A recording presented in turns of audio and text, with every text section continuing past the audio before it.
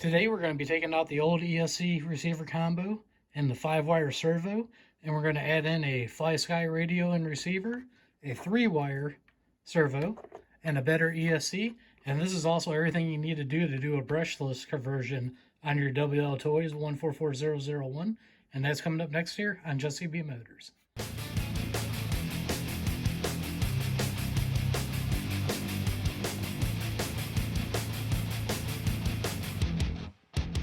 Today we're adding these three things in, and this is also the same stuff you would need to do a brushless conversion, except for you need a brushless ESC and a brushless motor, of course. But this is all the same, so if you guys want to use this for a reference video to do that, go ahead and I'll show you how to do it. So let's get started. First thing we're going to do is snip this wire and unplug the motor and get it off of the ESC. So we just want to be careful and make sure we snip just that. Go ahead and unplug the motor. Get those apart, and then we're going to flip it over here. Now this ESC is held on with double-sided tape from the factory. It sucks, so I put some 3M tape on it, so it's kind of strong. As you can see, it's bending that, so what I'm going to have to do is get a flathead screwdriver, and we're just going to start prying that off there until the ESC comes out. Then we're going to go ahead and unplug the servo right here, and that's your 5-wire servo, the reason why we have to change it. And then we'll get that off. So the next step is we're going to go ahead and take that crossbar off. Now we got all the electronics disconnected. What we're going to do is take this crossbar off here. And what you got is 1, 2, 3, 4 screws right there on the front. And then you got 1, 2, 3 in the back right there, and 4 screws in the back. We're going to take those apart, and that'll let it pull right off.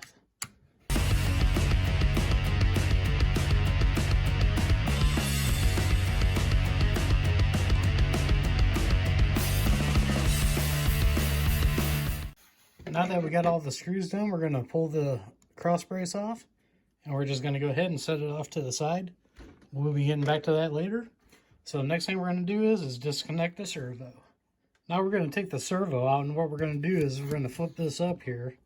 And what you can see is these 2 screws right here. These are what hold the servo on, so we're just going to go ahead and loosen those up. And that'll release the servo.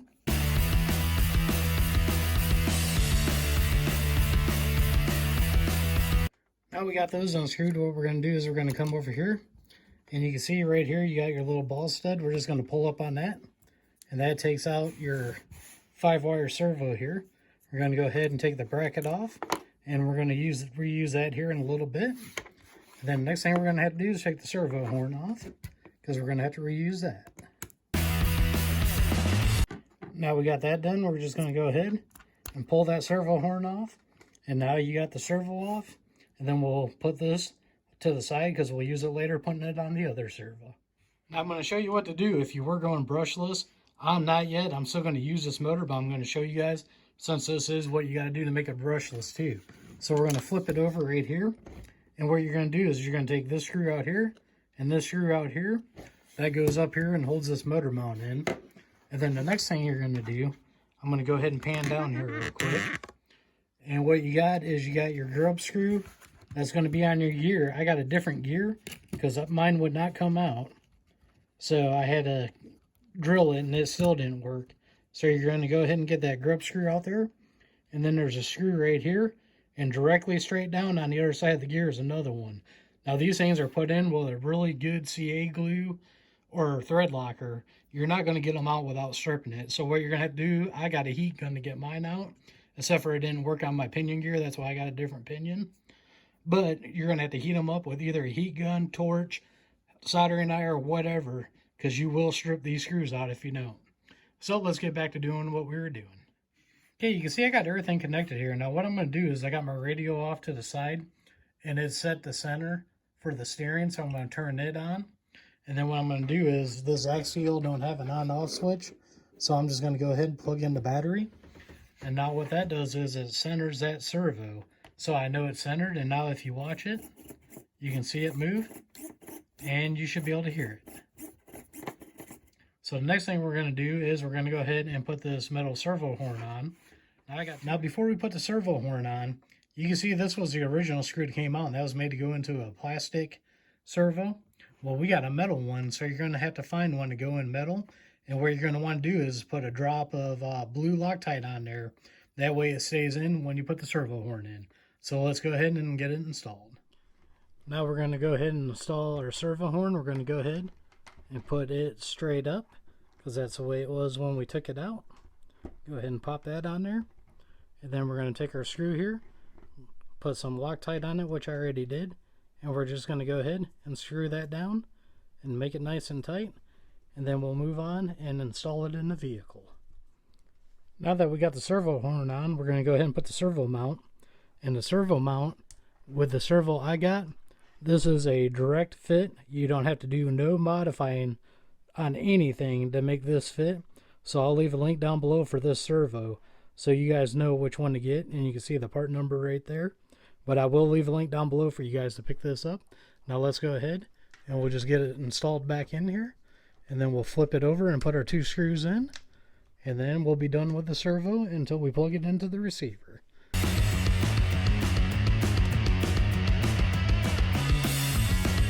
Now all we got to do is go ahead and reconnect our steering link to the ball stud there. What I'm going to do is I'm going to get it lined up here. Like that. I'm going to hold my thumb over it. And then what I'm going to do is I'm going to put a screwdriver underneath it because there's no support. And then we're going to go ahead and just pop that right back on with no issues. Now the steering's done until we plug it into the receiver. Now the next thing I'm going to do is I'm going to go ahead and you can see these little ribs right here on the front 2 here and the 2 on the back. What I'm going to do is I'm not sure where I'm going to mount everything yet. So what I'm going to do is I'm going to take my Dremel and I'm going to Dremel these and I'm going to make them smooth. And then I'm going to decide where I'm going to place everything. So I'm going to do that off camera because nobody wants to hear a Dremel. And as you can see by the mess on the table, I got them all grinded down here. I just used a grinding stone on my Dremel. Now what I'm going to do is I'm going to get alcohol, clean this all up here in case I got to put some sticky tape down so the sticky tape will stick. And then we'll go ahead and get this reinstalled. Now that we got the center section cleaned up, all we're going to do is reinstall, and just remember this hump goes over the gears in the back. That way you know you can't get it backwards. Go ahead, get that on, and we'll get it all screwed in.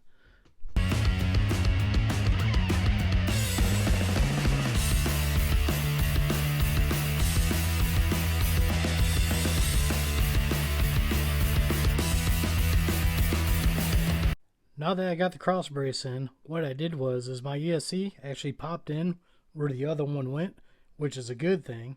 So what I'm going to do now is I think I want to put the receiver right here. So what I'm going to do is I'm going to move this around and I'm going to put the body on just to kind of check fitment. And we're going to see if the body post will pop through on here. And it looks like I'm going to have a little bit of problems with it. So I'm going to go ahead and I'm probably going to do like everybody else. And I'm probably going to go ahead and move this back here. And then now we're going to go ahead, test fit it again. And it looks like once I get the wires out of the way, it'll drop right in. So we'll go ahead and that's where I'll double side tape them. Now that I got everything mounted where I want, let's go ahead and start hooking it up. We'll get the motor connected. And then what I'm going to do is just get everything hooked up and make sure it functions. And then I'm going to come back and clean up all the wiring to make sure that it'll fit underneath the body. Now we got the ESC here, that is always channel 2. Then we got the servo here, that is always channel 1. Go ahead and plug those in. Now what I'm going to do is I got my radio off to the side. I'm going to turn it on because this ESC don't have a switch. So as soon as I pop the battery on, it's on. And there you hear it. So now we're going to go ahead. That's a nice servo. Got some nice speed to it.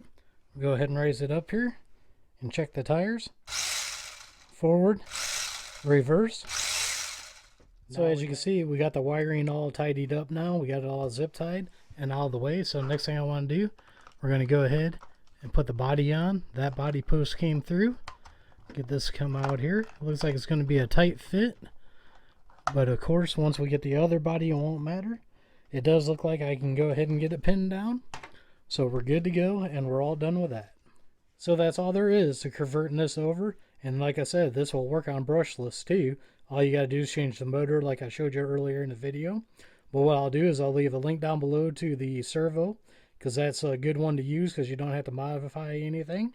And then what I'll do is I'll leave a link to this radio, but you can use any radio you want. And same way, I'll leave a link to the ESC, but you can use any good brush ESC. I recommend, actually, if you want to buy one, get a Hobby Wing 1080 or a Hobby Wing 1060. Those are great ESCs. And as you can see, the body does fit on it with the clips on it perfectly fine. So that's all we got for today. Don't forget to like, share, and subscribe. Don't forget to follow us on Facebook, Instagram, and TikTok. On Facebook, don't forget I have a group on there called RC Car Life. Thank you all for watching, and we'll see you all on the next one.